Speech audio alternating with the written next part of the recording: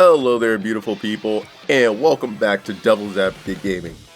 I'm the Devil's Advocate, your host, and with this entry, I get to experience the sheer adolescence of talking about one of my favorite games, the rock EDM love letter that is No Straight Roads. Now, before we get into this game, I feel the need to explore the genre that it, for lack of a better word, exploits, and that would be rhythm games.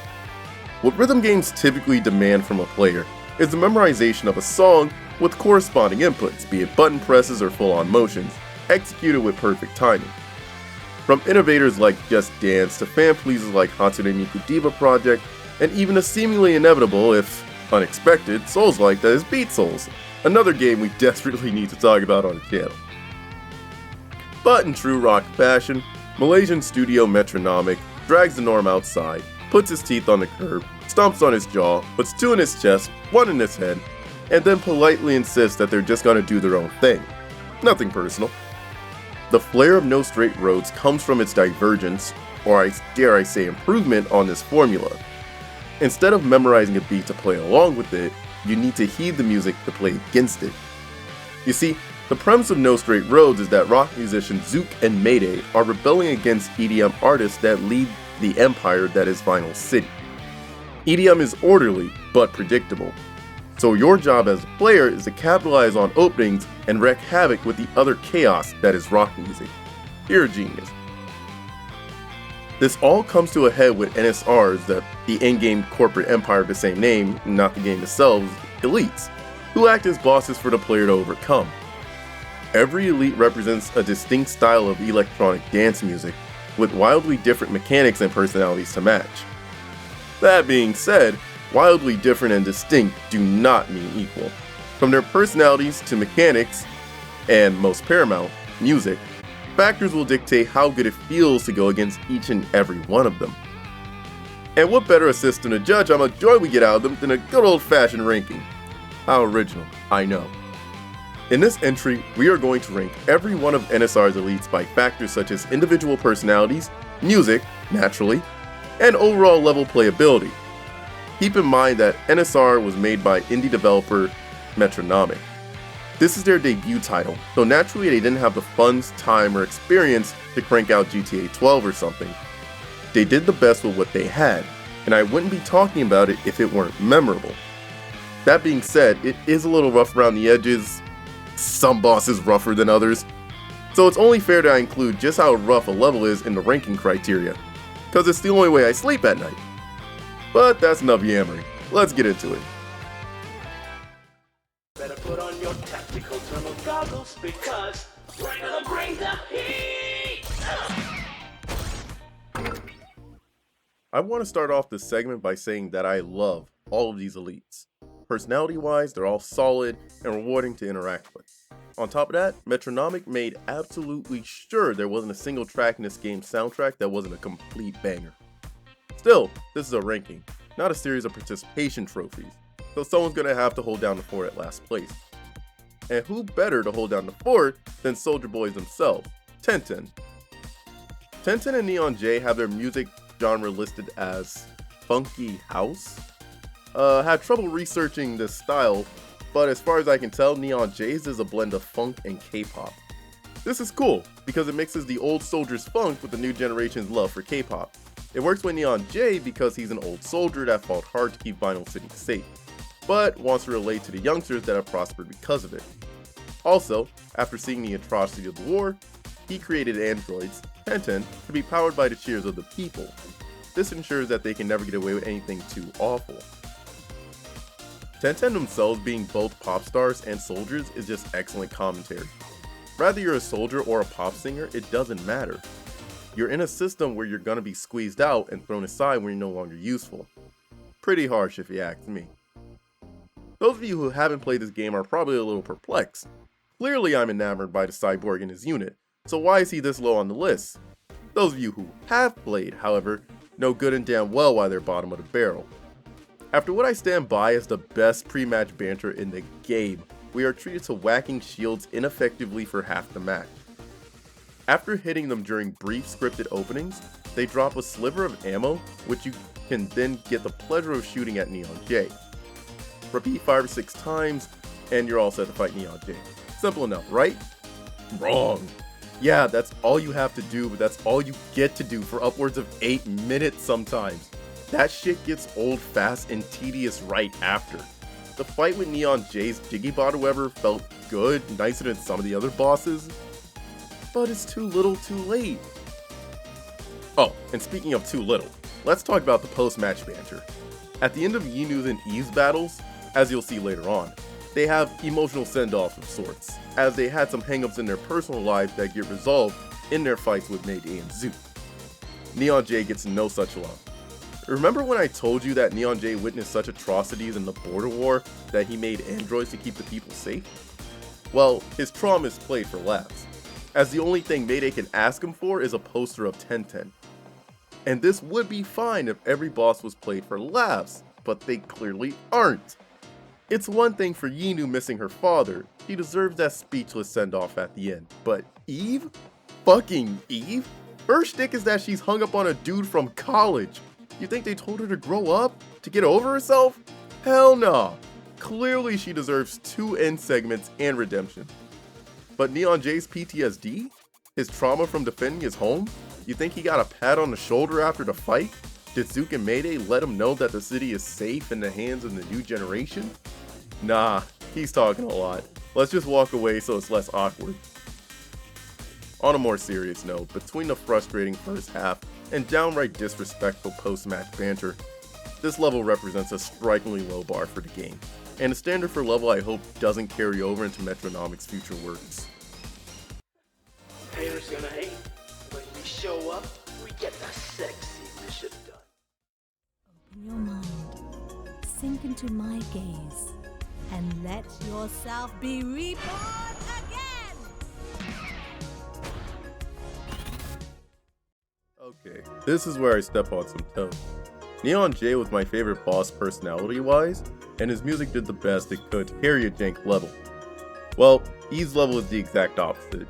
Eve's music style is Psydub, which in my experience equates to stoner tune, which is weird because I swear her music sounds more like a depressive, upbeat trance. Still, I'm no music expert, so if you want to leave the precise styles of any of the elites in the comments, I'd greatly appreciate it. Either way, whatever Eve's music is, it doesn't really resonate with me. So it's kind of just there in my peripheral, not interesting enough to make me engage with it, but not bad, so it never detracts from the overall experience. What does, however, is Eve herself. Even as early as the pre-match banter, we get to see what a self-important narcissist she is, as she claims that her art has a perfectly nuanced meaning that a pedestrian like Mayday could never see. And that's where I have to say, hold on. Pedestrian. She calls Mayday pedestrian. Eve, don't you ever come at Mayday that sideways again, okay?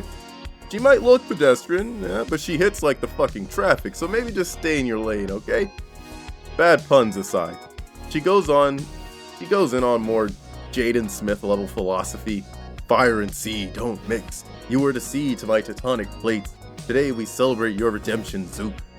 Like, for the love of God, just shut the fuck up. I spent at least half of the match just wishing she would stop talking. Which is, let's get into the level, right? The level itself is pretty solid. She fights normally for about a minute. The walls are littered with hands reaching out to punch you, feet fall from the ceiling to stomp you, walls open up to reveal giant eyes that, well, laser you. You know, usual stuff. The kicker comes in at about the 2-minute mark. Eve has some kind of spatial manipulation or something, so she used it to make the smartest decision of any boss in this entire game. Are you ready for this? She separates the Wonder Twins.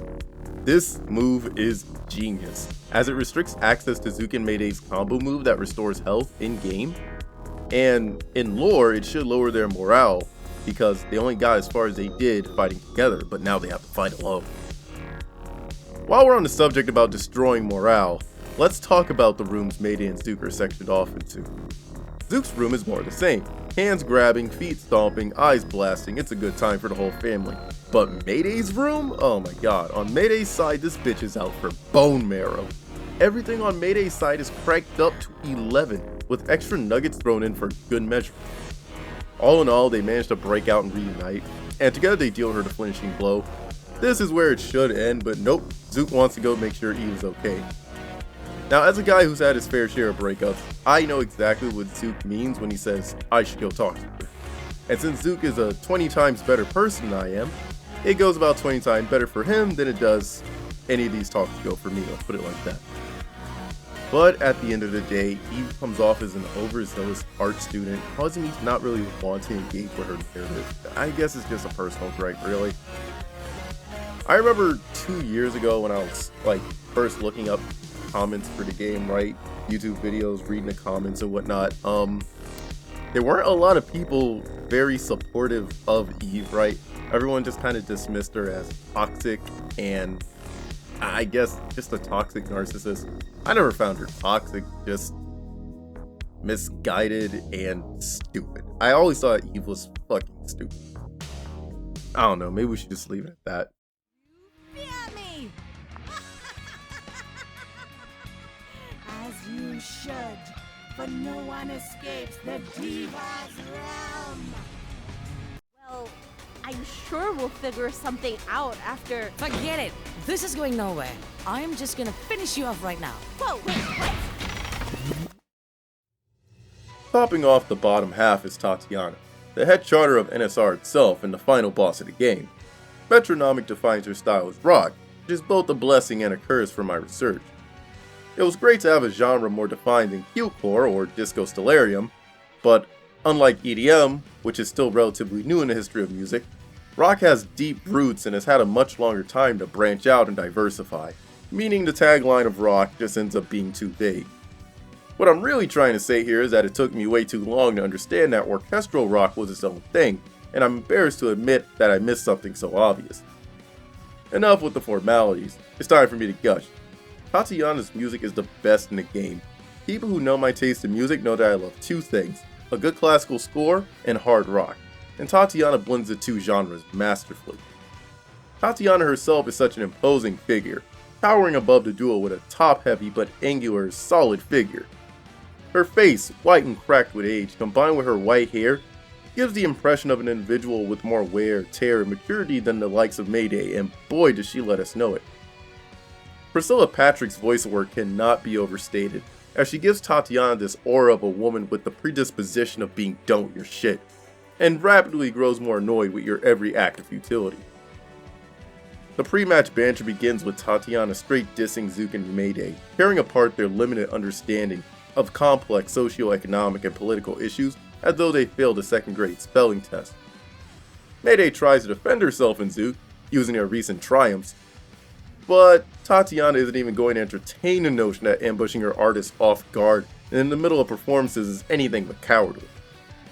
Tatiana's theme music interrupts her last statements because that's just how ready she is to throw hand.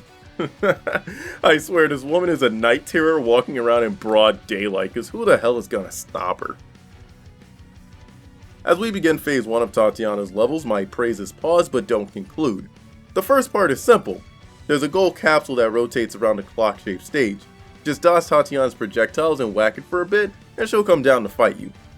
If you fail to do sufficient damage before it circles around a certain number of times, Tatiana will use her powers to rewind time to the start of the fight. She will have a full health bar. You will not. What kills this part for me is the jank keeping you from clearing it in time. Sometimes, since there's no lock on, your attacks seem to just phase through the capsule with no effect, or other times you'll be a few inches off, so Zook and Mayday just swing off into completely different directions. Stuff like this will cause the time rewind to go into effect, even though you weren't doing anything wrong. Moderately annoying. The second and third stages kick it up a notch, as Tatiana teleports around the stage, swinging at you for massive damage, or she'll blast you with fireballs from afar. As you damage Tatiana, she'll drop key fragments, which you can launch into her, at her, to force her to remember her former self. Every time you do this, the stage transforms, until it's a stadium set ablaze by pyrotechnics. There's no in-game reason as to why beating this woman causes her to drop keys to her suppressed consciousness. This wouldn't bother me so much if she wasn't the final boss. In the final stage of the fight, Tatiana's theme goes hard, gifting us with a guitar riff that would make Mick Gordon blush. As the final blow is dealt, Tatiana's true identity is exposed, so I can't go into the post-match banter without spoiling the ending. Just know that Tatiana, she's pretty cold. Wink wink. There you go again. So zealous about being able to supply more energy than us. Where in the world did you get that notion? From your rear end? Hey, we've beaten your artists. Surely that means something. It means you have no clue how this city works. You didn't compete with my artists on a level playing field. You merely set up a circus act by hijacking their concerts. It swayed public opinion, all right, but it was all flash. In truth, your music revolution agenda is nothing more than an act of impulse. Tell me, how do you intend to run the city if you win? What about the hundreds of NSR employees who'll be thrown out of work? Have you considered the inevitable insurgents from the people who still genuinely love EDM?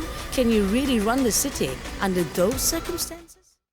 You know who I am. I am DJ Subatomic Supernova! My music will reach the furthest corners of the galaxy. What have you done today, simpletons?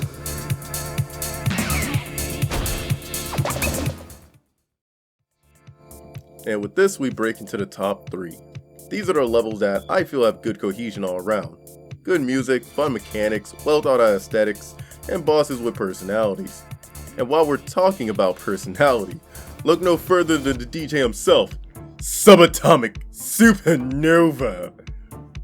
Subatomic Supernova genre is defined as disco stellarium. Oh, son of a bitch. Alright, so the DJ style seems to be a mix of disco and dubstep, kind of like an electric swing playlist you might have been recommended once or twice. I like it. It's a good little boppy tune that sets the stage for the rest of the game. The pre-match banter is the first in the game, and boy does it do a good job of making us hate NSR. I mean, for God's sake, the scene opens on him dissing a satellite launch crew, literal rocket scientists. When Zook and Mayday go to confront him, he equates them to Pluto, a celestial body that used to be relevant to our solar system, but no longer is. It really does put us into the mindset that NSR are just a bunch of entitled narcissists that need to be taken down. And the way he ends off, with a declaration of his name and asking what feats you have compared to his, just, look, unlike Eve, he doesn't come off like some whiny theater brat. His self-assurance and fascination with space just makes him so cool to me. As we move on to phase 1 of his level, we come to realize that I have a great appreciation for it. It's nothing extreme. You're on a circular field with Subatomic Supernova in the center, orbiting the DJ are disco balls, which we have to whack to get music notes to attack him. This part is so simple, I thought I was going to dread coming back to it, but the moment I began to engage with it, light after light bulb went off in my head. We'll come back to this in a moment. When phase 2 starts, Subatomic Supernova grows to a tower to field. The disco balls become outer rim planets like Neptune and Jupiter, and he can slingshot them around their orbit trying to hit you when they come full circle. Also, there are satellite dishes that you can interact with to help you out. Amping one as Zook will cause them to become boost pads, allowing you to traverse the stage faster for a short time. Amping it as Mayday will turn it into a rocket that just does raw damage to the DJ. As a tutorial boss, it's very important that he coax the player into engaging with the interactables and mastering certain mechanics. We'll get back to that mechanics part later. Stage 3 kicks off with a bang, as DJ Subatomic Supernova grows to a gargantuan size. He attacks with the planets and asteroids orbiting him, along with a laser that circles the stage. Between all this and the cosmic backdrop of colors and stars we're privy to, Metronomic has somehow made running in a circle and slapping spears an exhilarating experience. And everything in this level adds up to a deeper meaning. Think about it. In the middle of the planets and asteroids we have the DJ as though he were the center of the universe. But where does the spotlight stay? On Zook and Mayday, as if to highlight them as the up-and-comers of the music world. I love this. I could end this segment right here. I mean, what else is there to say? The level looks nice, it sounds nice, it plays nicely, and it's all tied together by an elite I have no qualms about listening to for the duration of the level. I don't know if it says more about me or the game itself when all 3 late game bosses, including the big bad herself, lose out to the fucking tutorial guy. But what can I say? He gives me everything I can want out of a level. Oh well, on to the last phase. Subatomic Supernova's headpiece breaks to reveal a black hole we must run from to avoid. While running, the planets we've been slapping this whole time are back for revenge. as they are all sucked towards the DJ and thusly us, and must be either dodged for no damage or parried into the DJ's face or lack thereof. I'm perfectly fine with the DJ forcing us to parry.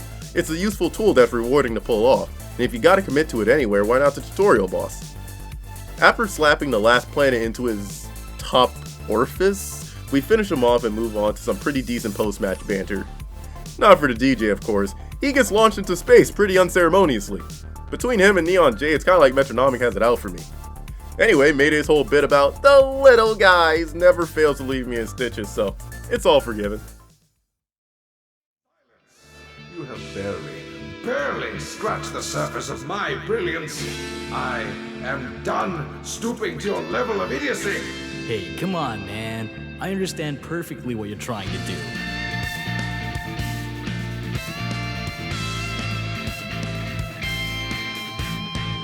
Or maybe not. I'll show you why they call me the Golden Minstrel of Vina City.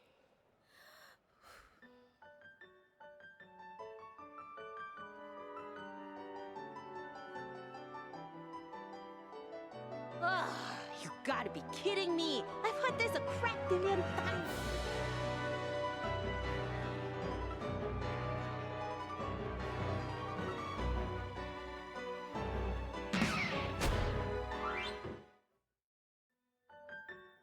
And because we're all about the little guys around here, second place goes to everyone's favorite prodigy, Inu. Inu's style is defined as neoclassical, a genre of music defined by its reverence for classical music, placing emphasis on orderly rhythm, tonal consistency, and, from a purely artistic standpoint, the suppression of emotion. They really knew what they were going for on this one, eh?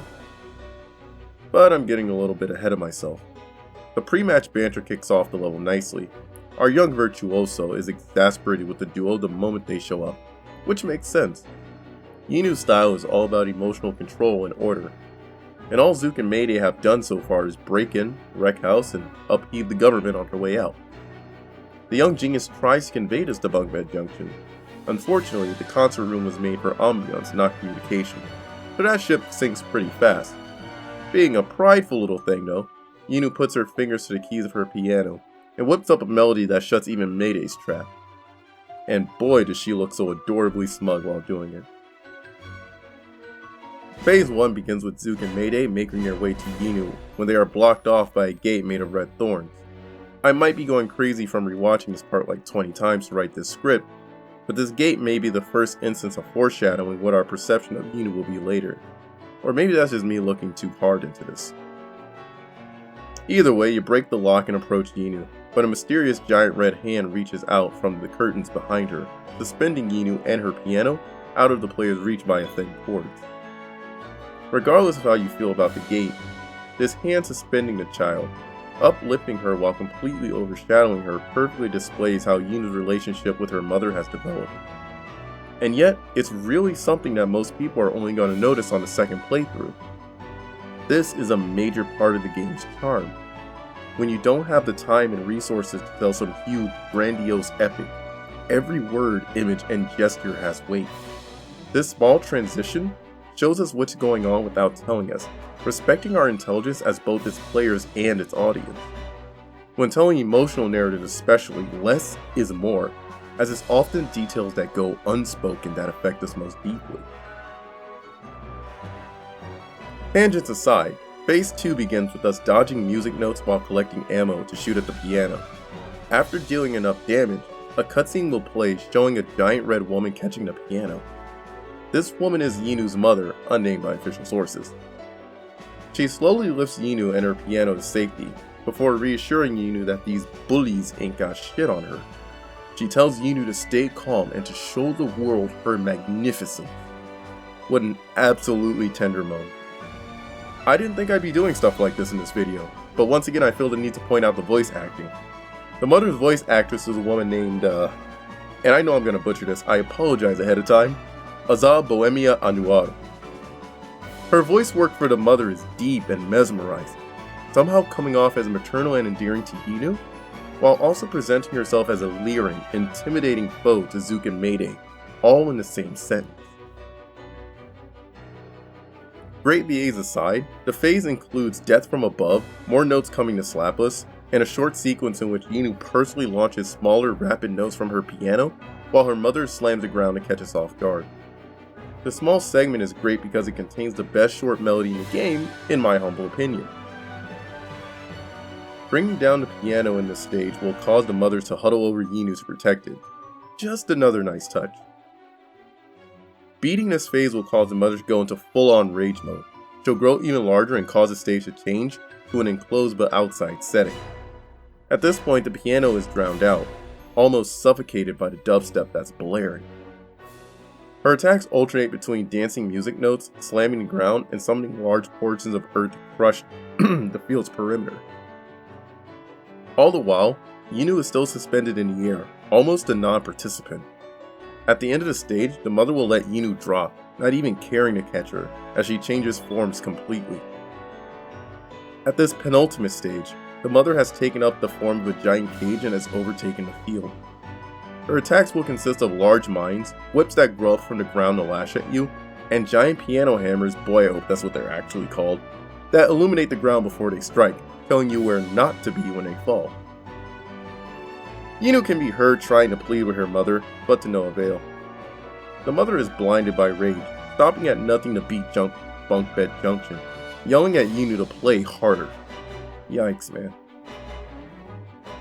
After this phase, Zook and Mayday are launched triumphantly to a golden rose, ready for their finisher, before being springboarded by the rose opening, revealing Yinu inside. Yinu is fed up, letting out their frustration in the form of heavier notes that dance down the golden rose.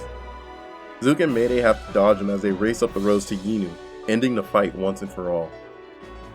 The post-match here is probably the most sincere in the whole game, as Yinu falls from the top of the rose, only to be caught on the way down by her mother. They land with a thud, and the precious piano landing shortly after. But Yinu is unharmed. The mother is still primal, ready to continue trading blows with Mayday and Zook, when the melody of busted keys drag her back to her senses.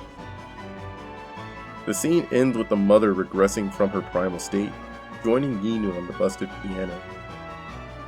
What is there not to like about this boss? The music and the mechanics present mesh so perfectly, so seamlessly, coterminous in every sense of the word. The overarching narrative is subtle but effective, really making us feel for Yinu before it all comes to a close.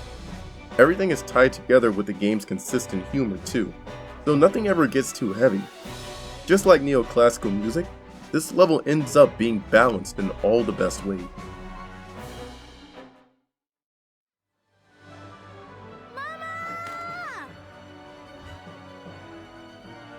Mama!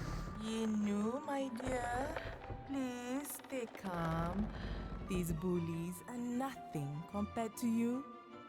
Now, close your eyes, listen to my voice, and show them you're magnificent!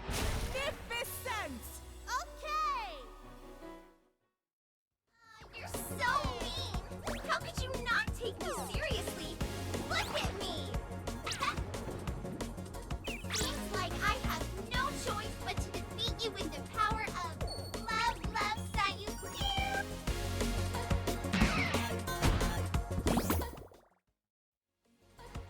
So this is it. We've heard from the rest, and now we move on to the best. Who'll it be? Who's the light that shines so bright that she leaves subatomic supernova lost at sea? Who was it that can dampen the flame of even Tatiana? Who left the soldiers marooned, made waves on the young maestro, and left the diva in an ocean of her own tears? Who else but the big digital kahuna herself, Sayu? Now, our Deep Sea Diva takes the ultimate place on my ranking. I love her so much, in fact, that I'm not even gonna bitch about her genre being called Q-Core. If you're wondering what Q-Core is, all I could gather is that it's like Nightcore but less edgy, I guess. And if you're wondering what Nightcore is, good job, you lived a good life. Now let's get into it.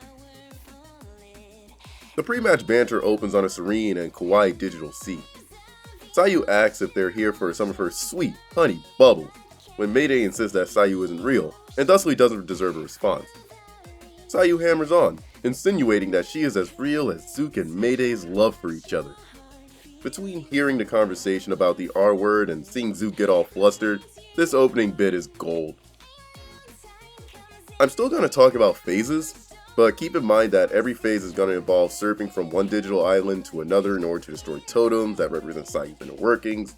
I may not mention it every time, but it's what's going on in the background. Phase 1 begins with us catching up to Sayu, who has fled into the digital sea. Each time we do, she gets a small transformation. One from her artist, who gives her a pretty anime glow up, and another one from her mocap actor, allowing her to gain a trident and strike a very anime pose. The stage gets a little darker, and the vocals on the track get a little bit clearer. This is where I get to talk about Sayu's theme. I don't think it fits to the Q-core genre so much as just pop in general, but if there's more Q-core that sounds like this, you can sign me up. The next phase begins with a lengthy surf into the depths of the digital sea, where Sayu is waiting in glitched apparel. Sayu claims that from her world, she can connect to the hearts of people around the world. The lights are more dim now, and soon, digital glow sticks appear around the arena, along with the hype chants of Sayu's adoring fans. The music is kicked up to 11, accentuated by the "Hey, hey, hey" her fans are shouting. The atmosphere just gets me so damn pumped every time. Nikki Simmons really brings Sayu's themes to life. I swear, every time the song goes about 1,000 times harder than it has any right to, and we have her to be thankful for that. That aside, from here we have to rush between this and 3 more islands, destroying the totems of all 4 of Sayu's creators in a row. After this, we head back to the main island to break Sayu's totem, and be treated what I think is the trippiest transition in the whole game. Sayu begins glitching out, begging us to embrace love one moment and demanding us to leave the next. Sayu is at odds with her creators. This does not bode well. Getting the same vibe that you should, Zook and Mayday make a mad dash for the surface of the digital sea. Waiting for them is a very frustrated team of creators who either all had a collective epiphany or just unanimously hit the fuck it button. Sayu was transformed into the horrid abomination that is the reverse mermaid, before uttering a war cry not unlike that of Kratos or Scorpion. The surface level island is where your final fight with Fayu takes place. She'll assail you with water bombs, tidal waves, and an assortment of other mainstays from her level. The soundtrack is kicked up even more, the vocals booming, distorted, mixed up, and glitched to reflect Sayu's broken state of mind. After beating Sayu, Mayo and Zook enter her body to find the creators. Nothing too serious, she just tells them to steer clear of the conflict that we brought to their door. All that being said, I really do feel this level has everything you could want. The music is an A+, no denying that. I like it just as much as I like Tatiana's, and the remixes only make it better. Between all the dodging and surfing, the level is a rapid pace to it. You're never in one place long enough for anything to get boring. The story the level tells is impressive. As all of Sayu's fans coming to her aid, her creators struggling to keep her safe from harm, combined with the poor Vocaloid developing a split personality, proves that she's real enough in most aspects. Now, a common complaint about this level is that you don't fight Sayu, so you just break stuff around the level and shoot at her in the end. And that's kind of the point for 2 reasons. A, Sayu doesn't even want to fight. She literally runs away and asks why fight when we can love. But we force the violence on her because we have like a political agenda or something. It's cruel when you think about it. And B, those cards around the stage are literally her inside, so you got into her guts better than any weeb could dream of.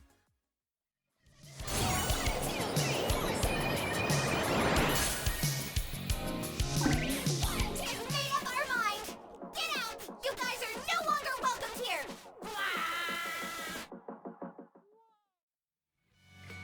I really don't know what to make of this list, and I wrote it. My favorite personality sits at the bottom, right next to my least favorite diva. The final boss was floored by the fucking tutorial boss, and the 2 young ladies at the top aren't even old enough to vote. Or are they? I'm not quite sure how these things work in the mystical world where this game comes from. That is to say, Malaysia, not Vinyl City. One thing's for sure though, this list is not going to stay stagnant.